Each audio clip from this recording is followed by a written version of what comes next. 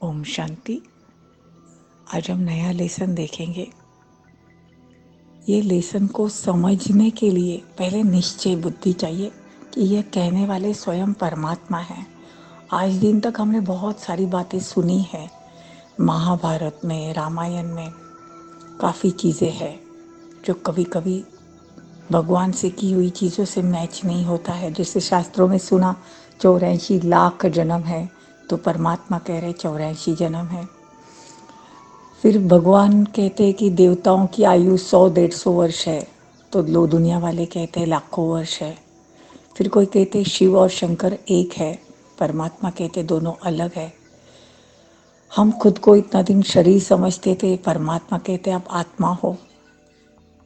तो ये बहुत सारी बातें भगवान स्वयं जब इस धरा पर अवतरित होकर कहते हैं, तो ये नया लेसन भी समझना है।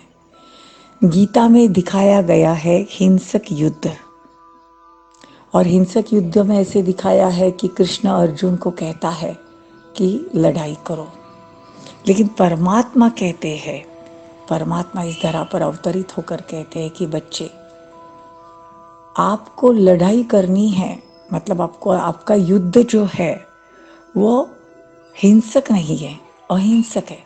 मतलब आपका युद्ध दूसरे किसी से नहीं है, अपने आप से है। हमारे में जो विकार है उसको हमको भस्म करना है। समझ में आ रहा है? परमात्मा ब्रह्मा के तन में अवतरित होकर कहते हैं कि आपको युद्ध करना है काम, क्रोध, लोभ, मोह, अहंकार को, इस पे जीत पानी है। इसीलिए देखो दिखाया है 5 पांडव ने 100 कौरव के ऊपर जीत पाई। कहने का भावार्थ, हम जो परमात्मा के प्रीत बुद्धि बच्चे हैं वो बहुत कम है, और इस सारी दुनिया अलग है, एक साइड है, फिर भी जीत किसकी होती है? हम बच्चों की।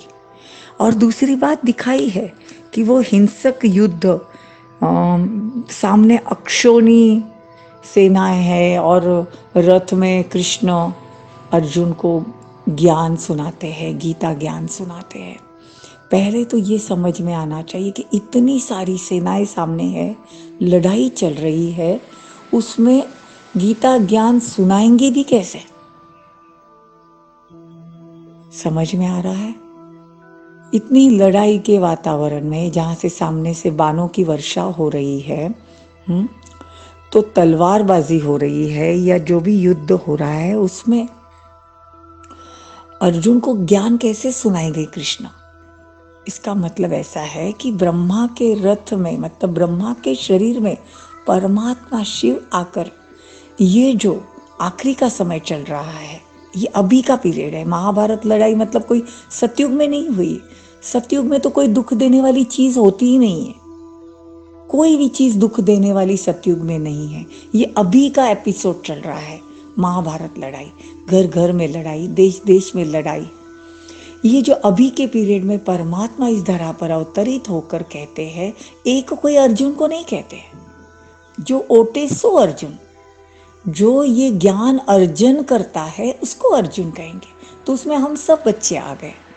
तो ये जो एपिसोड अभी चल रहा है, अभी ये जो महाभारत लड़ाई, देश देश में लड़ाई जो चल रही है, उस टाइम पे परमात्मा इस धरती पर अवतरित होते हैं और ज्ञान देते हैं ब्रह्मा के तन द्वारा। ब्रह्म कुमारी इसकी, मतलब 5 पांडव, मतलब कम लोग। 5 पांडव मतलब कोई 5 नहीं, 5 मतलब कम लोग, कम जो है बच्चे, जो परमात्मा का ज्ञान जानते हैं, जो भगवान से प्रीत बुद्धि है, उनकी विजय होती है इस महाभारत लड़ाई में। मतलब ये दुनिया की जो तकलीफें आ रही है, जो चीजें हो रही है, इसमें हम विजय कब प्राप्त कर सकेंगे? जब हम भगवान से प्रीत बुद्धि होंगे। भगवान कोई आकर हिंसक युद्ध नहीं सिखाते हैं, वो तो कहते हैं आप अपने में से जो विकार है उससे युद्ध करो, उसको निकालो। ठीक है, तो ये लेसन समझ में आया? चलो अभी हम एक छोटा सा मेडिटेशन करेंगे, सब सीधे बैठ जाएंगे। अभी मुझे लगता है रोज रोज एक ही बात कह के थोड़ा बहुत तो समझ में आ गया होगा कि खुद को आत्मा निश्चय करना है। मैं आत्मा हूँ, मैं इस शरीर को चलाती हूँ, मैं आत्मा इस हाथों द्वारा काम करती हूँ, मैं आत्मा ही आंखों से देखती हूँ और मैं आत्मा ही कान से सुनती हूँ। करता कौन है? सब आत्मा। क्योंकि डेड बॉडी अगर आत्मा शरीर में से निकल गई है, डेड बॉडी है, तो न वो हिलती है, न वो सुनती है, न चलती है। तो करता कौन है? सब आत्मा। ये निश्चय होना चाहिए कि मैं आत्मा हूँ, और दूसरा निश्चय ये होना चाहिए कि कहने वाला परमात्मा है। इसीलिए भगवान कहते हैं कि निश्चय बुद्धि विजयंती और संशय बुद्धि विनश्यंती। जिसको जरा भी संशय है कि ये क्या है, ये तो बहुत कुछ सुना है, नहीं, ये कहने वाला भगवान है। इसीलिए देखो, ये ज्ञान सब नहीं उठाते। आप देखो, लाखों लोग हैं, सब नहीं आते सेंटरों पे मुरली सुनने या ब्रह्म कुमारीज में। क्यों? क्योंकि सब सतयुग में थोड़ी आने वाले हैं। सतयुग की संख्या ही 9 लाख है स्टार्टिंग की, और त्रेता तक 33 कोटि। और जब हम लोग सतयुग में पाठ बजाते होंगे, तब ये जो दूसरे धर्म वाले हैं वो परम धाम में होंगे। ये बहुत डीप नॉलेज है, रोज हम थोड़ा थोड़ा सुनेंगे और समझेंगे। लेकिन उसके लिए पहले निश्चय होना चाहिए कि यह ज्ञान देने वाले स्वयं परमात्मा शिव, जिसकी आज दिन तक हमने पूजा की, ठीक है, तो खुद को आत्मा समझेंगे भ्रुकुटी सिंहासन पर। मैं आत्मा इस भ्रुकुटी सिंहासन पर विराजमान हूं।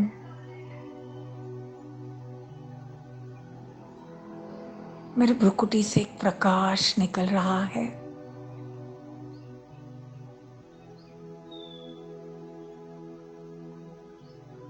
मैं आत्मा बहुत शक्तिशाली होती जा रही हूं।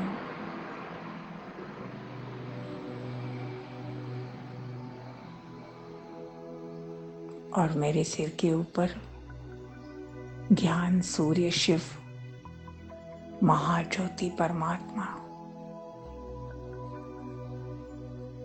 परमात्मा की पावरफुल शक्तियां मुझ आत्मा में समाती जा रही है,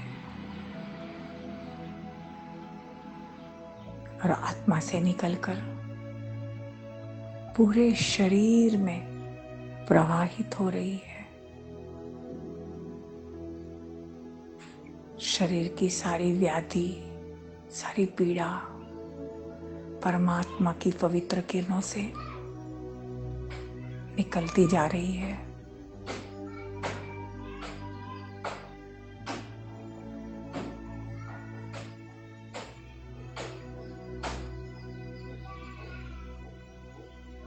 और मुझ आत्मा में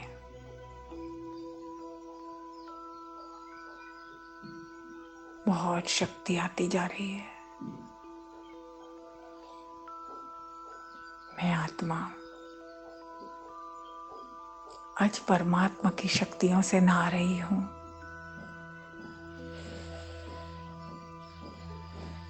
मेरा अंग अंग परमात्मा की शक्तियों से भीग रहा है।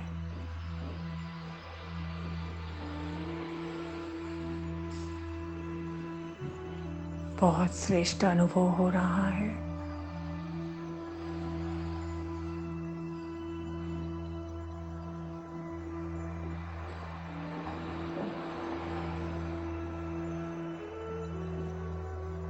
परमात्मा की शक्तियां मेरी नस नस में, अंग अंग में प्रवाहित हो रही है।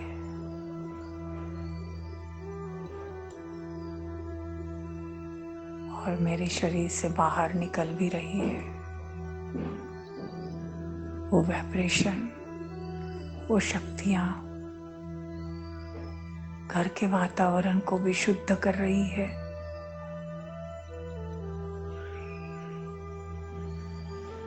जिस घर में हम रह रहे हैं, उस घर में परमात्मा शक्तियों का किला बन गया है। उस किले के अंदर कोई नेगेटिविटी नहीं आ रही है, कोई वायरस नहीं, कोई काली शक्ति नहीं। प्योर एनर्जी, परमात्मा की पवित्रता की शक्ति, प्योरिटी पूरे घर को किला बना रही है। घर के चारों ओर एक परमात्मा का औरा बन गया है, जिस औरे के अंदर मैं आत्मा, मेरे घर वाले सुरक्षित है। माया की परछाई तक नहीं पड़ रही है, क्योंकि हम परमात्मा की छत्र छाया में हैं।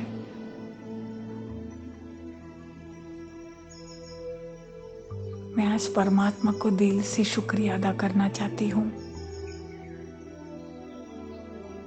कि आपने मुझे चुना।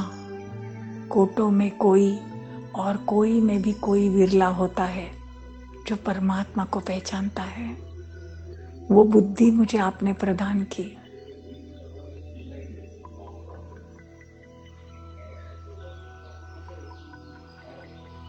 आपका कोटि कोटि लाख लाख बार शुक्रिया परमात्मा जी। आप मेरे पिता भी हो,